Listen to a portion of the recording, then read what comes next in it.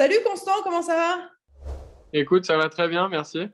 Écoute, c'est ta troisième victoire en Challenger, ton huitième titre au total. Ça faisait pas mal de temps. Ça faisait depuis le 2018 que tu n'avais pas gagné. Ça doit te faire super plaisir de renouer avec la victoire et de repartir avec le trophée. Ouais, c'est sûr, oui, ça faisait 3 ans, c'est passé assez vite les dernières années sans soulever de trophée. Donc là, forcément, de finir un tournoi en restant invaincu, ça fait trop plaisir. Tu t'y attendais un peu parce que j'ai regardé ton palmarès en 2021. Tu n'avais pas passé, t'étais pas allé au-delà des quarts de finale en Challenger. Là, tu gagnes. Tu t'y attendais un peu? Tu te sentais particulièrement bien cette semaine? Non, cette semaine, justement, pas forcément bien, mais je trouve que les semaines d'avant, je jouais bien et je perdais souvent au deuxième tour sur des matchs accrochés, mais j'avais un bon niveau de jeu, une bonne attitude, j'avais super envie de jouer et je me suis dit, bon, c'est vrai que ça tourne pas. Il y avait des petits trucs qui faisaient que je perdais 7-5 au troisième, machin. Mais là, j'ai l'impression que c'est juste une semaine où tous les petits trucs ont un peu tourné en ma faveur et du coup, ça amène la victoire au bout. Est-ce que tu as modifié quelque chose face à Hugo Grenier en finale? Tu as perdu contre lui à Saint-Tropez.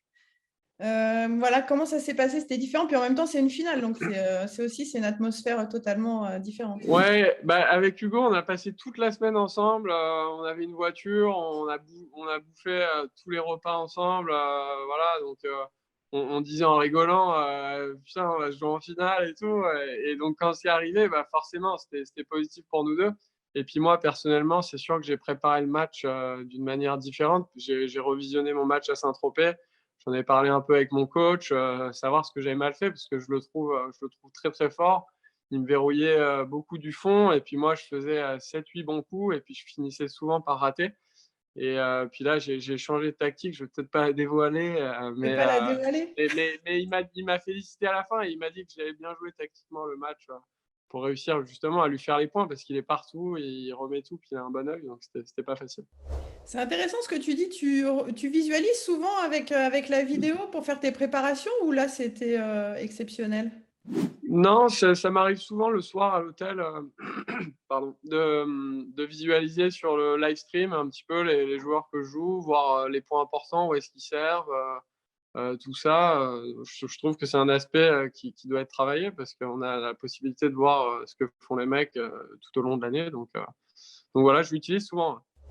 Là, tu montes 208. C'est quoi là tes objectifs, ton programme là sur ces prochaines semaines? Ben, je suis super content déjà d'avoir gagné mon ticket pour les qualifs de l'Open d'Australie, qui je crois va être avancé au mois de décembre. Donc c'était un peu la course contre la montre. Je m'en sors bien sur ce point.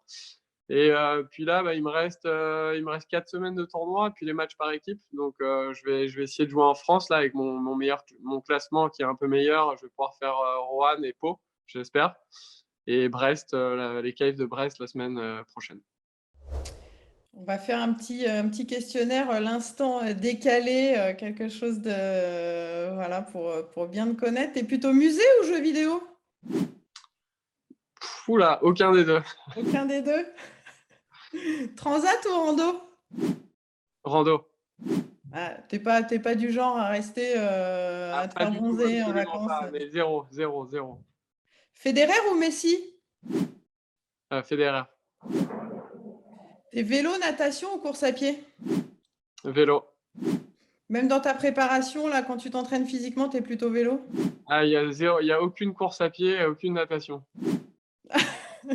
Tu sais pas nager comme beaucoup de sportifs ou pas Ah si, si, je nage, mais je m'essouffle très vite, donc je préfère le vélo. Et un domaine que tu maîtrises tout particulièrement, tu es plutôt David Copperfield ou Garcimore? Écoute, je dirais Copperfield, même si je m'associe à aucun de ces deux magiciens. Comment c'est venu cette passion? C'est tout petit, on t'a offert la fameuse mallette qu'on offre aux enfants avec les tours de magie ou pas? Non, justement, moi, c'était pas ça, non.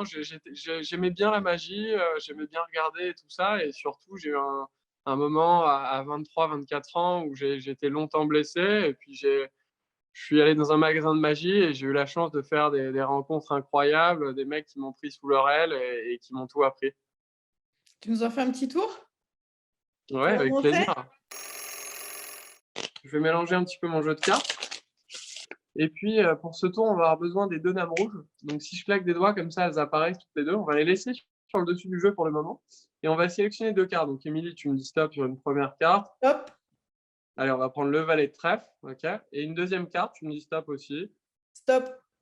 Allez, la dame de trèfle. Donc, valet de trèfle, dame de trèfle. Au moins, c'est facile à retenir. Et sur le dessus du jeu, on a ici les 2 dames rouges. Alors, regarde, la dame de cœur, la première dame, on va juste la secouer comme ça. Elle prend la valeur du valet de trèfle. Et la deuxième dame, juste en frottant comme ça, elle prend la valeur de la dame de trèfle.